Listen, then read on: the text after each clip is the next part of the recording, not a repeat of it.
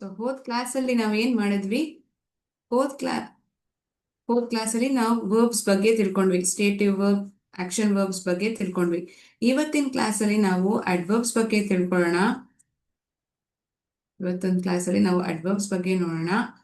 ಅದಕ್ಕೆ ಮುಂಚೆ ನಮ್ಮೆಲ್ಲರಿಗೂ ಕೆಲವು ಇನ್ಫಾರ್ಮೇಶನ್ ನಾವು ತಿಳ್ಕೊಂಡ್ರೆ ಚೆನ್ನಾಗಿರತ್ತೆ.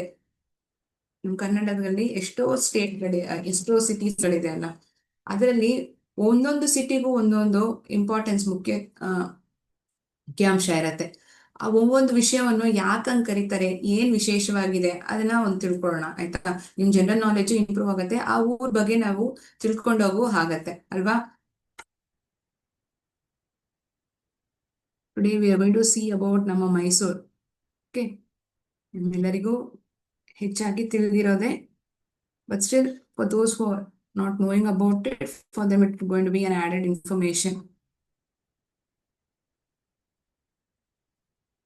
Mysore is also known as city of palaces. City of palaces ಅಂತ ಕರೀತಾರೆ, ಇಲ್ಲ ಅಂದ್ರೆ ಕಲ್ಚರಲ್ ಕ್ಯಾಪಿಟಲ್ ಆಫ್ ಕರ್ನಾಟಕ. ಯಾವ ಊರನ್ನ ಕರೀತಾರೆ ಅಂದ್ರೆ ಕರ್ನಾಟಕದಲ್ಲಿ ಮೈಸೂರನ್ನ ಕರೀತಾರೆ.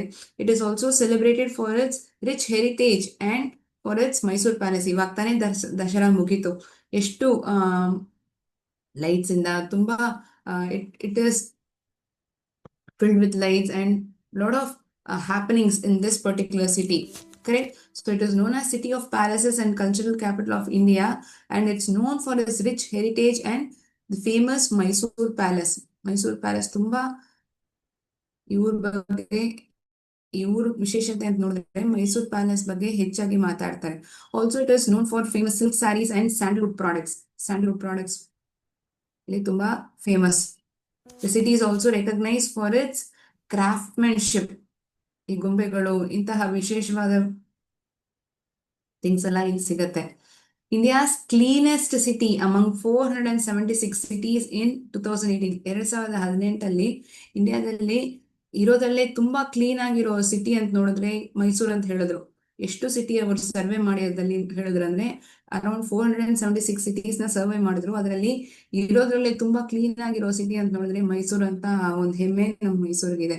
So it is to be categorized as cleanest city. Mysore palace, the palace was designed by British architect. ನಿಮ್ಗೆ ಮೈಸೂರ್ ಪ್ಯಾಲೇಸ್ ಬಗ್ಗೆ ತಿಳಿದಿರ್ಬೋದು, ಯಾರು ಇದನ್ನ ಕಟ್ಟಿದ್ರು ಅನ್ನೋ ವಿಷಯ ಇನ್ಫಾರ್ಮೇಶನ್ ಗೊತ್ತಿದೆಯಾ?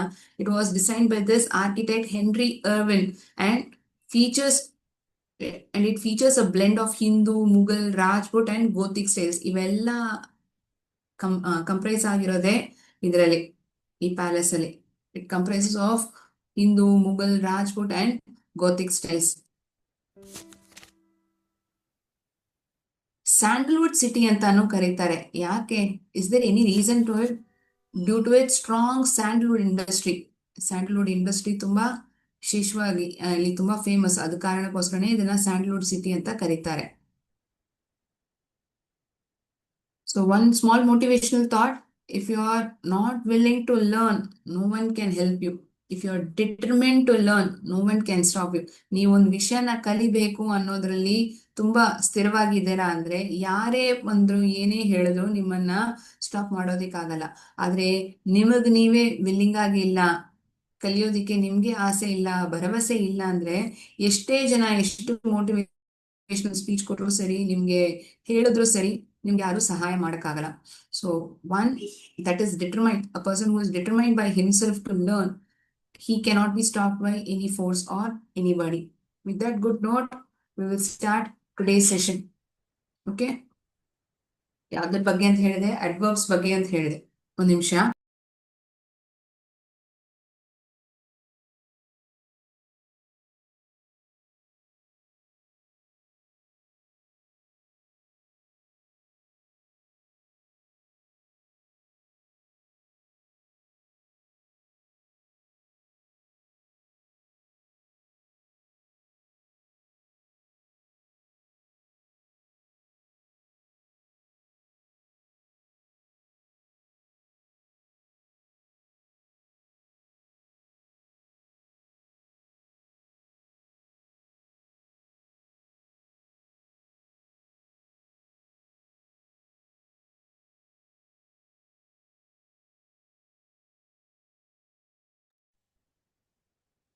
Sorry for the inconvenience.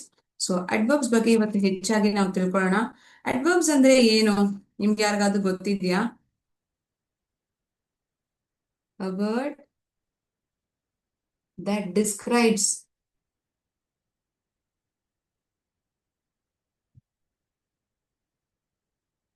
verb. ಆ ಕ್ರಿಯಾಪದದ ಬಗ್ಗೆ ಹೆಚ್ಚಾಗಿ ಅದನ್ನ ಡಿಸ್ಕ್ರೈಬ್ ಮಾಡತ್ತಂದ್ರೆ ಆ ಒಂದು ಪದನ ನಾವು ಅಡ್ವರ್ಬ್ಸ್ ಅಂತ ಕರಿತೀವಿ. ಆಯ್ತಾ? ಹೇಗೆ ಮ್ಯಾಮ್ ನಮ್ಗೆ ಹೇಗ್ ಗೊತ್ತಾಗತ್ತೆ? ನಾನ್ ಓಡ್ದೆ, ಐ ರ್ಯಾನ್. ವಿ ಸ್ಪೋಕ್, ನಾವು ಮಾತಾಡಿದ್ವಿ.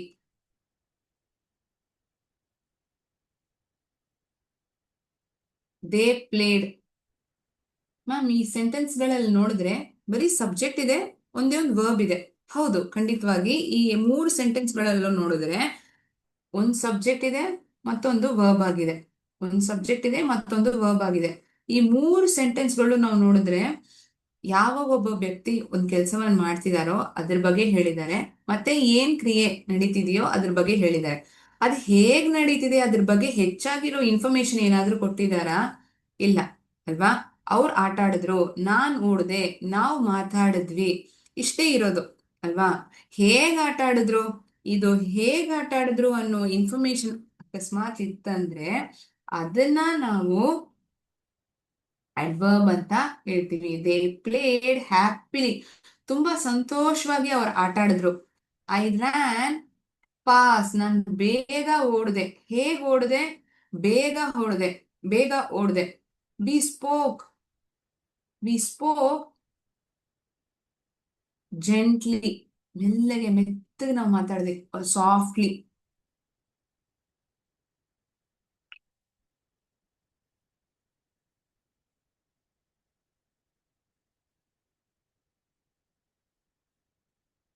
Is my screen zoomed too much to an extent? Can you please let me know, Gokul?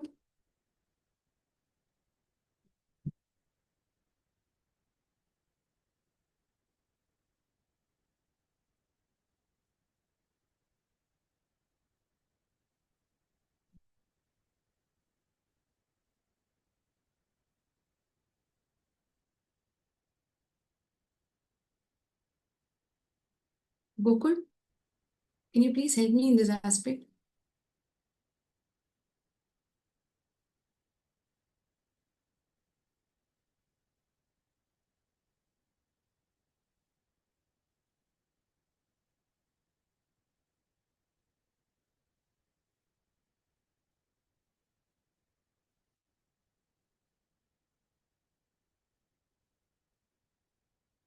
Is my screen pretty much visible and clear?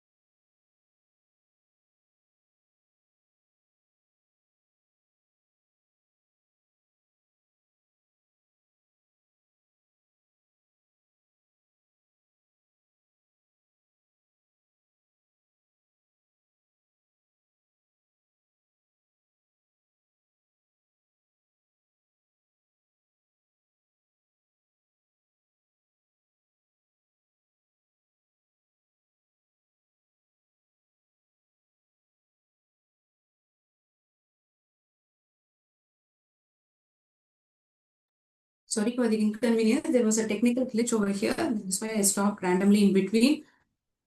ನಾನು ಹೇಗ್ ಹೊಡ್ದೆ, ಅವ್ರು ಹೇಗ್ ಆಟ ಆಡಿದ್ರು, ನಾವ್ ಹೇಗ್ ಮಾತಾಡಿದ್ವಿ, ಹೇಗೆ, ಹೌ ಡಿಡ್ ದೇ ಪ್ಲೇ, ಹೇಗ್ ಆಟ ಆಡಿದ್ರು.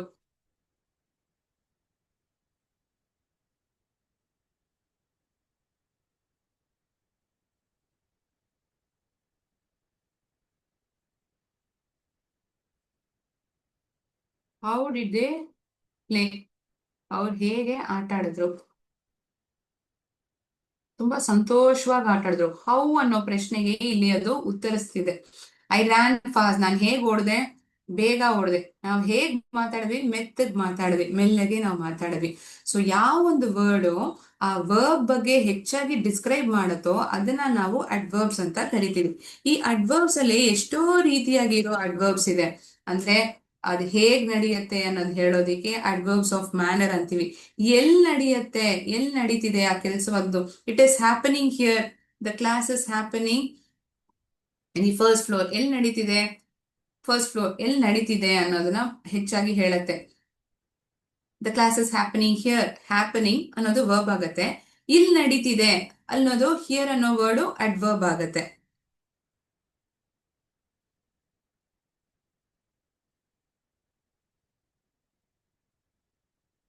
ವಿ ಮೆಟ್ ಎಸ್ಟರ್ಡೇ, ನಾವು ನಿನ್ನೆ ಭೇಟಿ ಆದ್ವಿ. ವಿ ಮೆಟ್ ನಾವು ಭೇಟಿ ಆದ್ವಿ.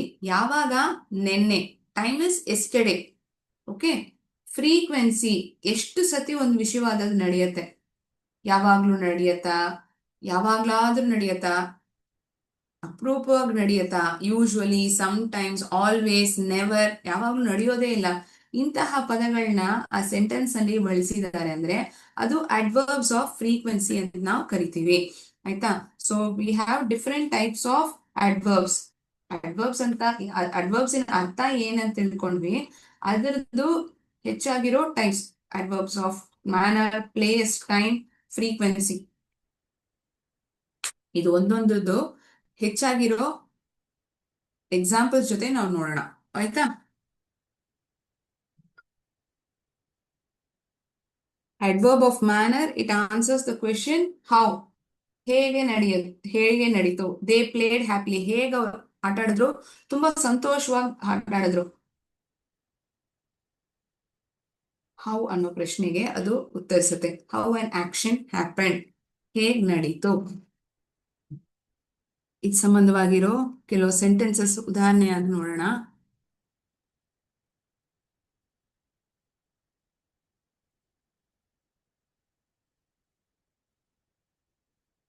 ಒಂದು ನಿಮಿಷ ಟೈಮ್ ಕೊಡಿ.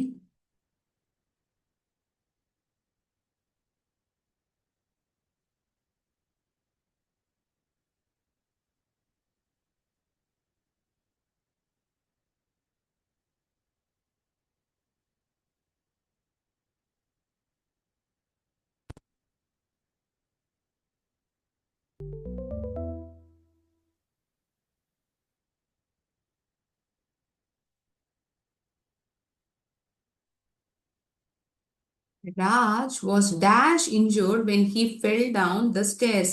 ಹೇಗ ಅವನ್ ಏಟಾಗಿತ್ತು, ಹಿ ವಾಸ್ ಬ್ಯಾಡ್ಲಿ ಇಂಜೂರ್ಡ್. ಹೇಗ ಅವನ್ಗೆ ಏಟಾಯ್ತು, how he was injured, he was badly injured. ಈ ಬ್ಯಾಡ್ಲಿ ಅನ್ನೋ ಪದ ಇಲ್ಲಿ ಅಡ್ವರ್ಬ್ ಆಫ್ ಮ್ಯಾನರ್ ಆಗತ್ತೆ. The deer ran dash into the dense forest. The deer ran badly into the dense forest, quickly, calmly, ಬೇಗ ನೋಡೋಯ್ತು.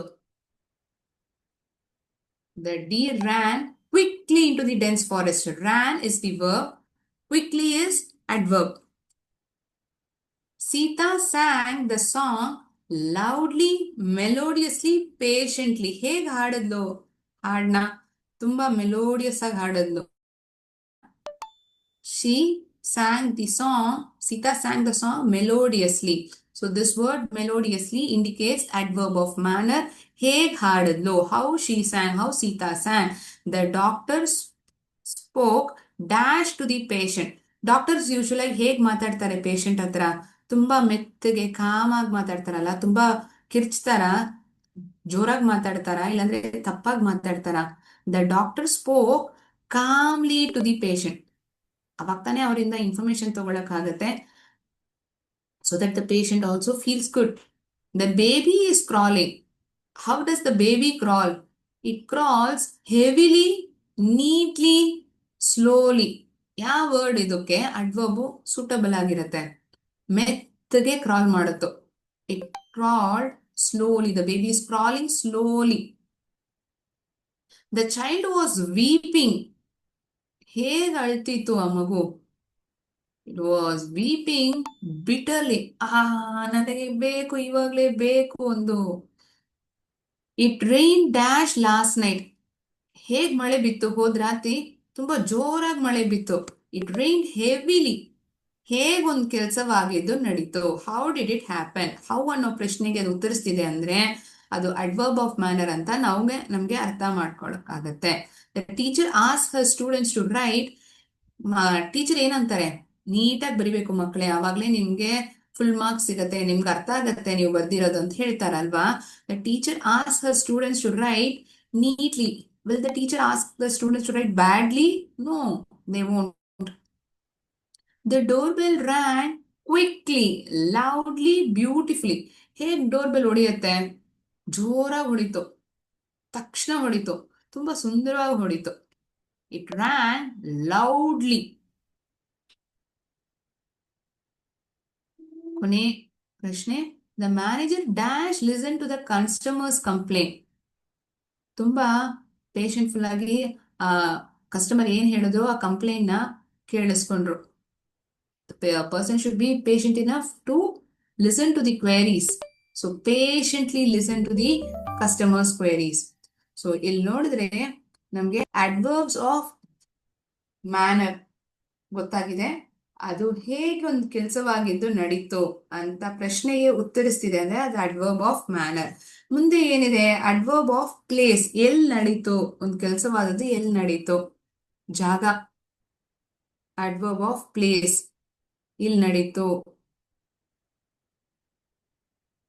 ಕೆಳಗಡೆ, ಮೇಲ್ಗಡೆ.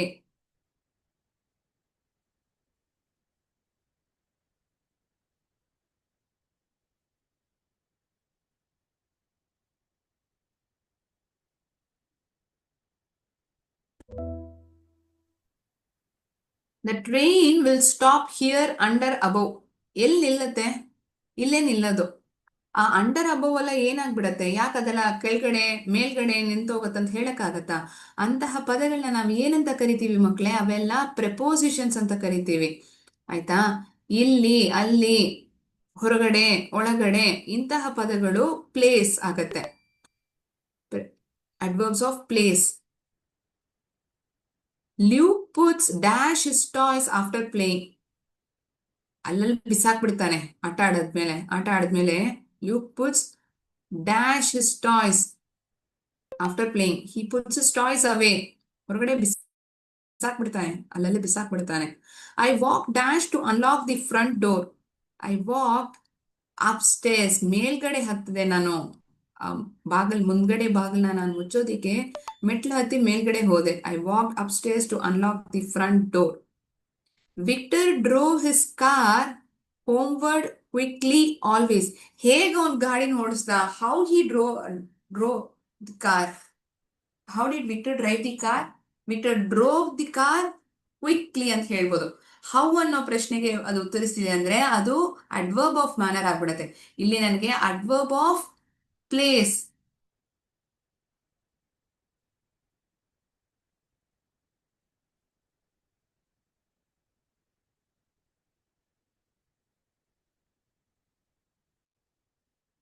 He drove his car homeward.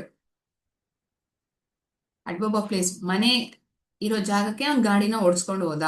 The birds flew the dash the birds flew dash when they heard a loud noise.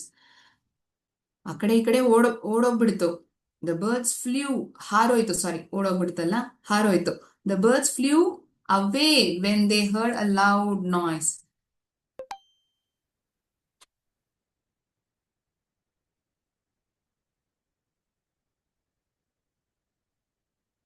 The cat hid dash the couch. The cat hid behind the couch. ಹಿಂದ್ಗಡೆ ಅದು ಬಚ್ಚಿಟ್ಕೊಳ್ತು. Wilma had to go dash to get her book. Wilma ನೋಡು ಕೆಳಗಡೆ ಹೋಗ್ಬೇಕಾಗಿತ್ತು ಅವಳು book ತಗೊಂಡ್ಬರೋದಿಕ್ಕೆ. ಎಲ್ಲಿ? ಕೆಳಗಡೆ. Place. To go. ಗೋ ಅನ್ನೋದು ವರ್ಬ್. ಅದ್ರ ಜೊತೆಗೆ ಬರ್ತಿರೋ word downwards, down stairs.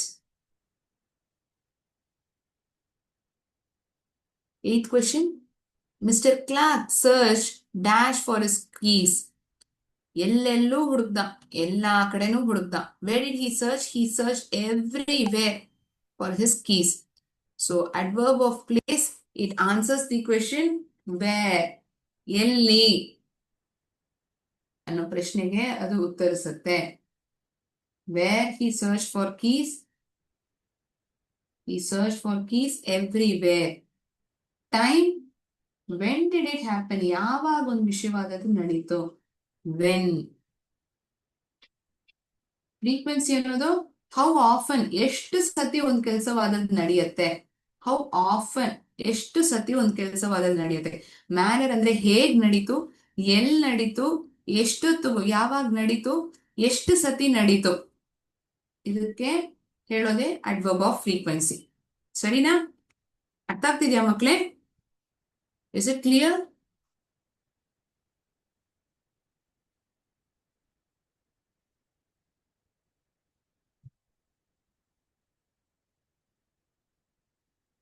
So adverb of manner ನೋಡ್ಬಿಟ್ಟಿದೀವಿ, ಅಡ್ವರ್ಬ್ ಆಫ್ ಪ್ಲೇಸ್. ಇವಾಗ ಮುಂದೆ ಅಡ್ವರ್ಬ್ ಆಫ್ ಟೈಮ್ ನ ನೋಡೋಣ.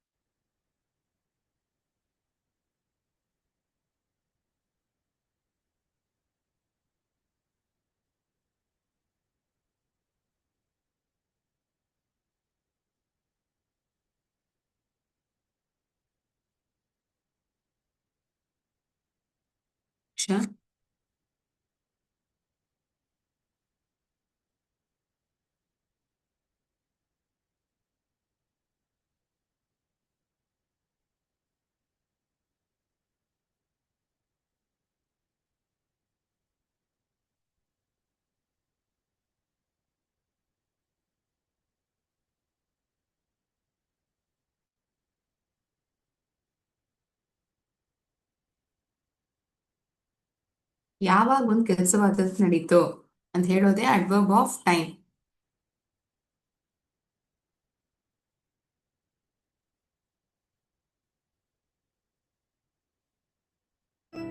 An adverb of time tells us dash the action occurs when, ಯಾವಾಗ ಆ ಕೆಲಸವಾದದ್ದು ನಡೀತು ಅಂತ ಹೇಳೋದೆ ಅಡ್ವರ್ಬ್ ಆಫ್ ಟೈಮ್. ಕರೆಕ್ಟಾ? Do you want to go to work before then tomorrow? ನೀನ್ ನಾಳೆ ಕೆಲ್ಸಕ್ಕೆ ಹೋಗ್ಬೇಕಂತ ಅನ್ಕೊಂಡಿದ್ಯಾ? Do you want to go to work tomorrow? Yes, ನಾಳೆ ಹೋಗ್ಬೇಕಂತಿದ್ಯಾ? ಯಾವಾಗ? ನಾಳೆ. The bus came dash today. ಇವತ್ತು ಬಸ್ ಯಾವಾಗ ಬಂತು? The bus came before today ಅಂತ ಹೇಳ್ತೀವಾ? ಅಲ್ಲ, ಬೇಗನೆ ಬಂತು ಅಂತ ಹೇಳ್ಬೋದಾ? The bus came early today, later today, before today. ಅರ್ಲಿನಾ? Perfect, super ಮಕ್ಳೇ. ಮುಂಚೆನೆ ಬಂತು, ಬೇಗನೆ ಬಂತು. The exam is going to be next week yesterday then. The exam is going to be next ವೀಕಾ? ಪರ್ಫೆಕ್ಟ್, ಮುಂದಿನ ವಾರನೇ ಎಕ್ಸಾಮ್ ಅನ್ನೋದು ನಡೆಯುತ್ತೆ. I left her home then tomorrow. I left her home, ನಾಳೆ ನಾನು ಅವಳ ಮನೇನ ಬಿಟ್ಟೆ ಅಂತ ಹೇಳ್ತೀವ? Is it a proper sentence formation? I left her home around 9:30 AM. ಸುಮಾರು 9:30 ಅಷ್ಟರಲ್ಲಿ ನಾನು ಅವಳ ಮನೆಯಿಂದ ನಾನು ಹೊರಗಡೆ ಬಂದೆ. ಅರೌಂಡ್, ಯಾವಾಗ ಒಂದು ಕೆಲಸವಾದದ್ದು ನಡೆಯಿತು ಅಂತ ಹೇಳೋದಿಕ್ಕೆ adverb of time. Okay, we lastly have adverb of frequency. It answers the question how frequently, how often an action happens. ಇಂತಹ ಪದಗಳನ್ನ ನಾವಿಲ್ಲಿ ಬಳಸ್ತೀವಿ ಅಂತ ನೋಡಿದ್ರೆ always, usually, often, sometimes, rarely, never, ಈ ಪದಗಳನ್ನ ನಾವು ಉಪಯೋಗಿಸೋದು.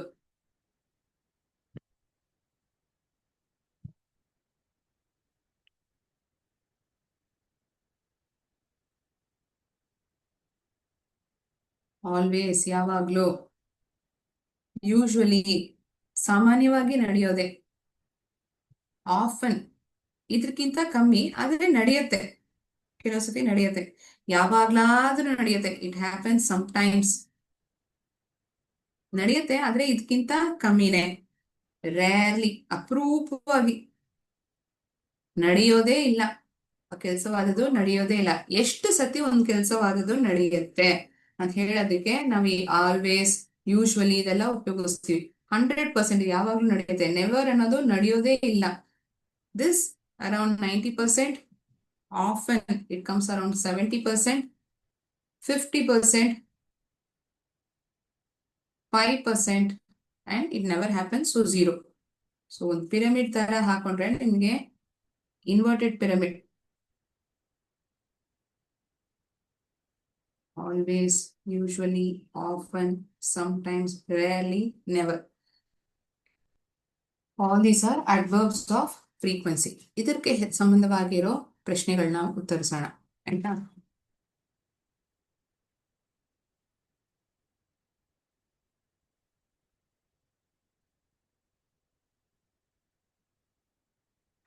ಸೆಂಟೆನ್ಸ್ ನ ರೀಅರೇಂಜ್ ಮಾಡೋ ಪ್ಯಾಟರ್ನ್ ಅಲ್ಲಿ ಇದೆ.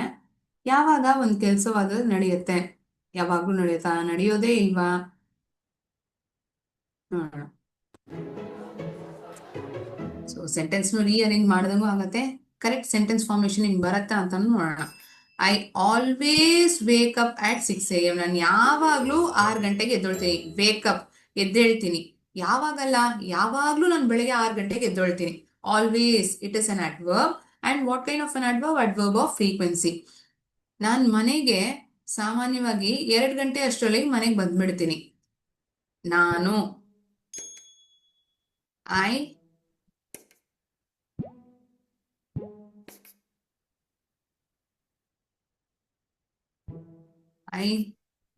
ನಾನು ಸಾಮಾನ್ಯವಾಗಿ ಐ ಯೂಶಲಿ ಕಮ್ ಹೋಮ್. ಮನೆಗೆ ಸಾಮಾನ್ಯವಾಗಿ ನಾನು ಬರ್ತೀನಿ. ಫ್ರಮ್ ಸ್ಕೂಲ್, ಮನೆಗೆ ಸ್ಕೂಲಿಂದ 2 ಗಂಟೆ ಅಷ್ಟರಲ್ಲಿ ನಾನು ಮನೆಗೆ ಬರ್ತೀನಿ.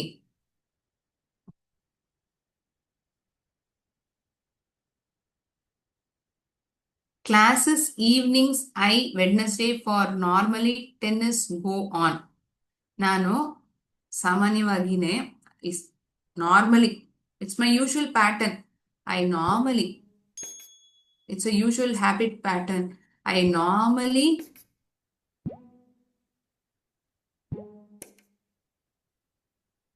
go for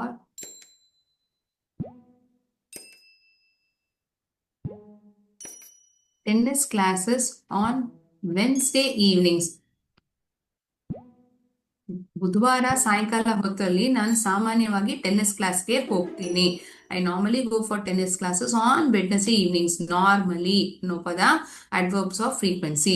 the watch news now days rarely people. ಇವಾಗೆಲ್ಲ ಜನರು ನ್ಯೂಸ್ ನ ಸಾಮಾನ್ಯವಾಗಿ ನೋಡೋದೇ ಇಲ್ಲ. ಪೀಪಲ್ ರೇರ್ಲಿ, ಅಪರೂಪವಾಗಿ ನೋಡ್ತಾರೆ. People rarely watch the news nowadays. ಇವಾಗೆಲ್ಲ ಮಕ್ಕಳು ತುಂಬಾ ಅಪರೂಪವಾಗಿನೇ ನ್ಯೂಸ್ ಅನ್ನು ನೋಡ್ತಾರೆ. Brother to my never music listens rock. ನನ್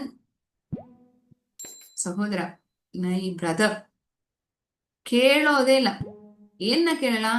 ನೆವರ್ ಲಿಸನ್ಸ್ ಟು, ತುಂಬಾ ಶಬ್ದ ಕೊಡೋ ತರ ಇರತ್ತಲ್ಲ, rock music. Never listens to rock music. Never ಕೇಳೋದೇ ಇಲ್ಲ. ನೆವರ್ ಅನ್ನೋದು 0% ಆಗ್ಬಿಡತ್ತೆ. ಸೊ ಇವತ್ತಿನ ಕ್ಲಾಸ್ ಅಲ್ಲಿ ನಾವು ವರ್ಬ್ಸ್ ಇಂದ ಹೆಚ್ಚಾಗಿ ಇರೋ ಇನ್ಫಾರ್ಮೇಶನ್, ಅಂದ್ರೆ ವರ್ಬ್ಸ್ ಬಗ್ಗೆ ಹೆಚ್ಚಾಗಿರೋ ಇನ್ಫಾರ್ಮೇಶನ್ ಕೊಡೋದು ಯಾವುದು? ಅಡ್ವರ್ಬ್. ಆ ಅಡ್ವರ್ಬ್ ಬಗ್ಗೆ ನಾವು ತಿಳ್ಕೊಂಡ್ವಿ. ಆ ಅಡ್ವರ್ಬ್ಸ್ ಇನ್ ಟೈಪ್ಸ್ ನಾವು ನೋಡಿದ್ವಿ. ಅಡ್ವರ್ಬ್ ಇನ್ ಟೈಪ್ಸ್ ಎಲ್ಲ ಯಾವುದು? Manner, adverb of manner, place, time, frequency, ಇವೆಲ್ಲ ನಾವು ಚೆನ್ನಾಗಿ ತಿಳ್ಕೊಂಡಿದೀವಿ. ಸೊ ನಿಮ್ ಯಾರಿಗೂ ಏನೋ ಡೌಟ್ಸ್ ಇಲ್ಲ ಅಂತ ನಾನು ಭಾವಿಸ್ಕೊಳ್ತೀನಿ. ಸೊ ಇವತ್ತಿನ ಸೆಷನ್ ನಾವು ನಮ್ಮ ಊರು ಮೈಸೂರು ಬಗ್ಗೆ ಸ್ವಲ್ಪ ಇನ್ಫಾರ್ಮೇಶನ್ ತಿಳ್ಕೊಂಡ್ವಿ. Also a small motivational thought. We quickly learned about various types of adverbs as well. So that is it for the day. We will meet in the next session with another interesting topic. So thank you so much, friends. Jai Hind, Jai Bharat, Jai Vidya Shakti.